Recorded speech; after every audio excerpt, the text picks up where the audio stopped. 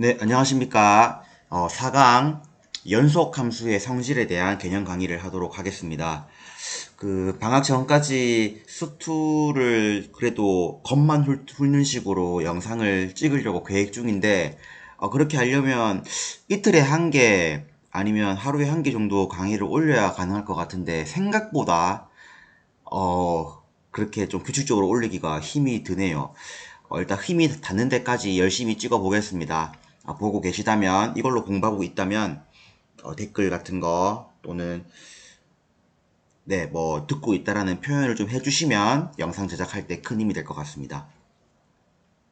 자, 그러면, 연속함수, 그러니까 3강에서 했던 연속함수의 정의를 지나 연속함수의 성질에 대한 강의를 할 거고, 이 부분은 개념은 엄청 쉽게 느껴질 수 있으나 활용되는 문제가 정말 무궁무진하고 또 어렵게 나오고 활용도 많이 됩니다. 제 생각에도 아마 이번 개념 영상이 뭐 당연한 거 아닌가? 라고 하고 지나가도 무방할 정도로 개념적으로는 되게 쉬울 수 있으나 그만큼 엄밀하게 공부를 해야 함을 강조합니다. 엄밀하게 공부를 하시고 관련 문제도 꼭 풀어보시기 바랍니다. 자, 제일 먼저 연속함수의 기본 성질에 대한 얘기를 할 거고요. 바로 그 내용이 나와져 있는 36쪽의 파란 부분을 보도록 하겠습니다. 뭐 이런 서론적인 얘기를 지나서 우리가 당연하게 다뤄야 되는 연속함수의 성질이, 자, 여기 파란 부분에 나와져 있는 것처럼 fx랑 gx가 각각 a라는 이 정의역에서 연속일 때 아래와 같은 성질이 성립한다 라는 것이 바로 가장 기본적인 연속함수의 성질인데요. 간단하게 보더라도 fx와 gx가 a에서 연속이면 상수를 곱하나 두 개의 함수를 더하나 빼나 곱하나 더욱이 분모가 0이 되는 지점을 제외하고 나누나 전부 다 연속이라고 얘기를 하고 있습니다. 자, 그러니까 이거를 한 번 더 번역을 해주면 연속인 두 함수를 더하고 곱하고 나누는 거에 대해서는 절대 연속임을 절대 의심할 필요가 없다라는 말이 될 것이고 그냥 당연하게 지나가도 됩니다. 자, 근데 이게 교과서 지금 개념에도 소개되어 있지 않고 여러분들이 향후 이제 어려운 문제를 풀 때 이제 뭐가 문제가 되냐면, 오케이, 연속인 거에 대해서는 알겠다 이겁니다. 그렇다면 별표라고 할까요?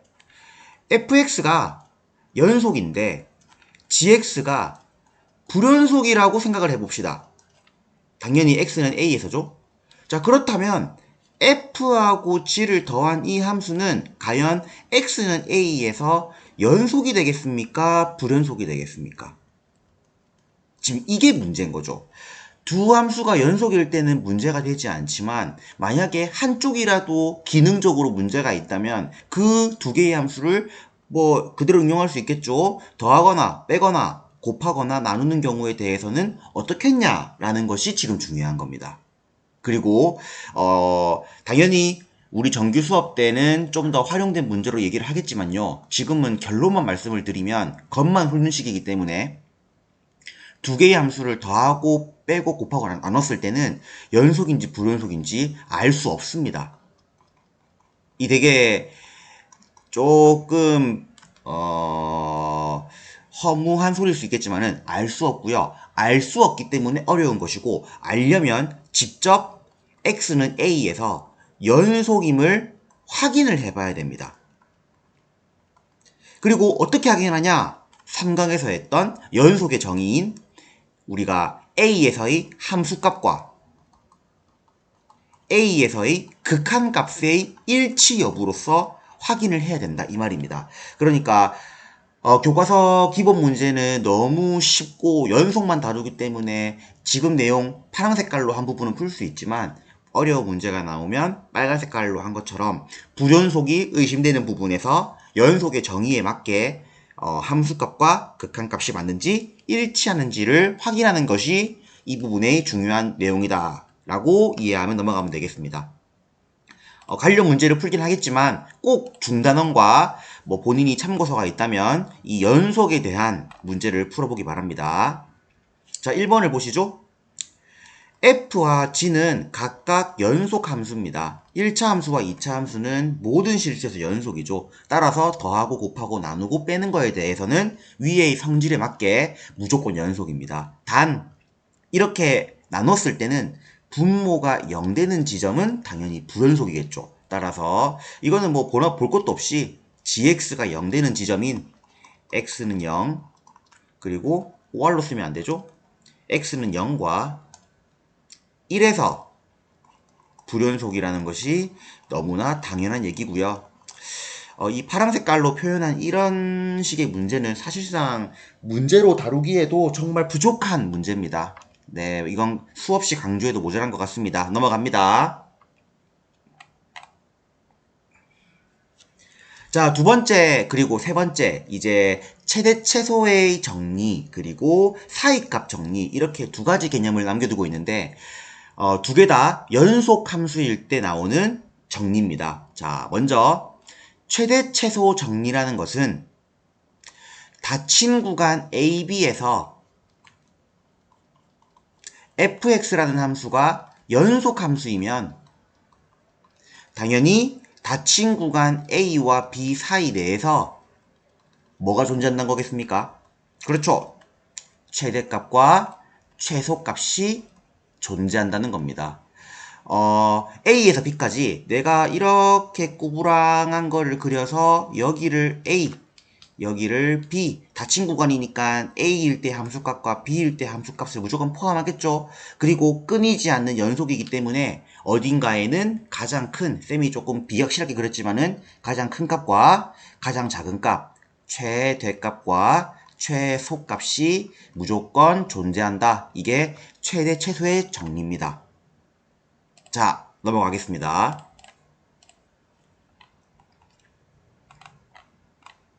네, 그러니까 뭐 문제 이번에 최대값과 최소값을 구하라는 소리죠. 주어진 이 함수는 2차 함수이기 때문에 최대값과 최소값을 가진다라는 소리고요. fx 밑에 있는 것도 분모가 0이 되는 지점인 마이너스 1일 때를 제외하고는 전부 다 연속이기 때문에 최대값과 최소값을 구할 수 있을지는 한번 그래프를 그려서 생각을 해보시기 바랍니다. 자, 마지막. 오늘 강의가 짧겠죠? 연속함수의 마지막 성질이 뭐냐면 사이값 정리입니다. 사이값 정리가 뭐냐면 닫힌 구간 AB에서 당연히 연속함수의 성질이니까 fx가 연속이고요. 그죠? 그리고 fa랑 fb의 함수값이 서로 같지 않는다면 그의 결과에 따라 열린 구간 AB 내에서 fk가 c가 되는, 잘 안 보이죠? 바꾸겠습니다. 이렇게 될지 몰랐네요. fk가 c가 되는 그 k가 열린 구간 AB 사이에 적어도 하나 존재한다. 제가 이렇게 공부하고 있는데 맞는지 잠깐 확인 좀 해볼게요. 내려봅시다. 닫힌 구간 AB에서 연속이고 A와 B가 서로 같지 않을 때 A와 이 두 개의 함수값 K, K라는 값은 이때 FA라는 값과 뭐 FB라는 그 값 뭐 사이에 있겠네요. 뭐 크기는 지금 알 수 없지만, 크기는 아직 모르지만, 네, 그때 그 중간에 K가 되는 C가 A와 B 사이에 적어도 존재한다. 네, 볼차노 와이오스트러스 정리죠. 자, 뭔 얘기냐면요. 이것도 당연한 얘기입니다. 지금 연속함수이기 때문에 이걸 굳이 이렇게 외워야 되나 싶을 정도로 되게 당연한 소리를 하고 있는데, 자, A라는 지점이 여기라고 하고요. B라는 지점이 뭐 여기 살짝 위라고 합시다. 같지 않다 했기 때문에 이렇게 올려줘야겠죠. 그리고 두 함수가 연속입니다. 뭐 끊기지 않게 뭐 요런 식으로 그려주면 되겠죠. 그때의 얘의 함수값이 FA이고 얘의 함수값이 FB죠. 그러면 FA보다는 크고 FB보다는 작은, 자, 경계를 조금 더 쳐볼게요. 이 두 개 사이에 당연히 어떠한 실수가 존재하겠죠. 왜냐하면 애초에 다르다 했으니까. 자, 그 실수를 잠깐요. 지금 멈췄습니다. 됐습니다. K라고 하겠습니다. K는 FA와 FB 사이에 있죠. 그 사이에 그 K가 되는 그 값이 A와 B 사이에 C로서 최소한 한 개 이상 존재한다. 사이값 정리입니다. 끝났습니다. 자, 지금 이게 뭐 하는가 쉽겠냐는 생각이 들 겁니다. 근데 앞에서 얘기했죠. 연속함수의 성질은 문제밭이라고. 자, 이거를 한 번 더 쌤이 개념적으로 정리를 해보겠습니다. 자, 제일 처음 넘어가죠. 약간 개념 구성이 조금 특이하죠. 오늘 하는 파트는 연속함수이기 때문에 가지는 성질 세 가지를 한 겁니다. 정리하면 연속함수의 성질. 근데 책에서는 오로지 연속과 연속과 연속에 대해서만 다루고 있죠. 이게 지금 단점입니다. 두 번째, 최대 최소의 정리. 세 번째, 사이값의 정리. 이 세 개 모두 사실상 책에서 공부하지 않더라도 당연하게 인식할 수 있는 겁니다. 연속끼리 아무리 더하고 빼봤자 전부 연속인 거는 당연히 그 연산을 했을 때 연속일 수밖에 없다는 것을 굳이 배워야만 아는 겁니까? 아니겠죠.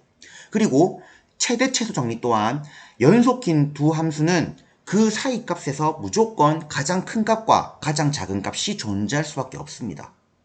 그렇겠죠? 사이 값도 마찬가지입니다. 연속인 함수에서 두 양 끝의 함수 값이 서로 다르면 그 다른 두 값 사이의 값을 만족하는 C가 그 사이에 무조건 한 개 이상 존재하겠죠.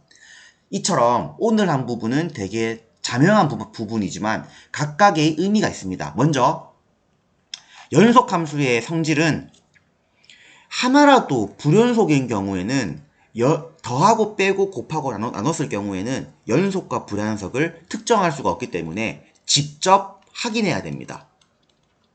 그렇기 때문에 직접 확인해야 되는 경우가 문제가 나온다면 상당히 번거롭습니다. 왜냐하면 A일 때의 함수값과 A일 때의 극한값을 각각 확인해야 되기 때문이죠. 그리고 불연속이 의심될 만한 점이 한 개이면 다행인데 많으면 많아질수록 전부 다 확인을 해봐야 됩니다. 만약 F와 G가 둘 다 불연속이라면 더합니다. 불연속과 불연속을 더하면 불연속 아닙니까? 네, 아닙니다. 불연속과 불연속을 더해서도 충분히 연속이 될 수가 있는 게 문제가 된다는 소리겠죠. 그래서 어렵습니다. 여러분들 이 말을 듣고 좀 생각을 해보기 바랍니다. 다음, 최대 최소의 정리. 큰 값과 작은 값이 존재한다. 사이값 정리. 연속이면서 A와 B일 때 함수값이 다르면 그 사이에 K가 되는 C가 무조건 A, B 사이에 존재한다. 이것도 너무 당연한 소리 같지만 이 두 개의 공통점이 뭐냐면 둘 다 뭘 얘기하고 있는 거냐면 존재성을 보이고 있는 겁니다. 자, 뭔 얘기냐면요. 이제 여러분, 자, FA가 -2고 FB가 5라고 해봅시다. FX는 연속이고요.